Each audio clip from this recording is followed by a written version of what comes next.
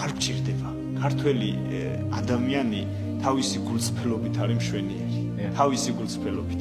თუნდაც იმ შეცდომაშიც, თუნდაც იმ აღიარებაში, იმ სიყვარულში, იმ უსიყვარულობაში არ გჭირდება ნიღბები. პირველ რიგში ამას ვიტყვი, რაც ყველაზე მთავარია. ქრისტიანს არ აქვს ნიღაბი, აღსარების საიდუმლო სწორედ ამ ნიღბის მოხსნა და მარტო აღსარების საიდუმლოსაც კი არ უნდა ვიხსნიდეთ ამ ნიღაბს. ასეთები უნდა ვიყოთ, ჩვენ არ გჭირდება ნიღაბი და მეორე რასაც ვიტყვი, ვიყვარდეს და გვიყვარდეს უმიზესოდ.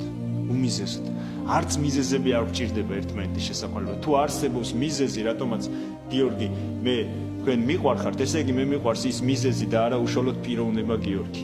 და თუ მე მიყვარს მიზეზი, ესე იგი მე მიყვარს მაგალითად რო თქვა, გიორგი მიყვარს, იმიტომ რომ კარგი ჟურნალისტი. ანუ მე კარგი ჟურნალისტი მიყვარს და არა გიორგი. ხო? ანუ თუ არსებობს მიზეზი, რატომაც ჟურნალისტი გავხდები, ეგრევე მე აღარ გიყვარდა. ხვალ რომ შენ აღარ იყო კარგი ჟურნალისტი, აღარ უნდა მიყვარდე, ხვალ რომ შეცდომა დაუშვა, ხვალ რომ აღარ იყო ისეთი კარგი, როგორიც იყავი, აღარ აკეთებდი იმ საქმეს, რომელსაც აკეთებდი, რაღაცა შეცდომა დაუშვა, აღარ უნდა მიყვარდე?